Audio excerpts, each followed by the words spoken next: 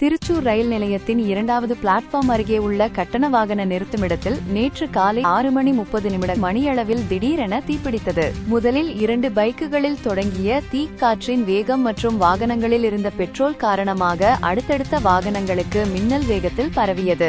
ஆரம்பகட்ட தகவல்களின்படி 200 வாகனங்கள் என சொல்லப்பட்டாலும் சமீபத்திய தகவல்களின்படி 500க்கும் மேற்பட்ட பைக்குகள் முழுமையாக எரிந்து எலும்புக்கூடுகளாக மாறியுள்ளன. அதிர்ஷ்டவசமாக இந்த விபத்தில் யாருக்கும் காயமோ அல்லது உயிர் சேதமோ ஏற்படவில்லை. அங்கிருந்த ஊழியர்கள் உடனடியாக வெளியேறியதால் பெரும் அசம்பாவிதம் தவிர்க்கப்பட்டது. ரயில் நிலையத்தின் 2வது கேட்டில் இருந்த டிக்கெட் கவுண்டர் சேதமடைந்தது மற்றும் ஒரு ரயில் என்ஜினில் லேசாக தீப்பற்றியது.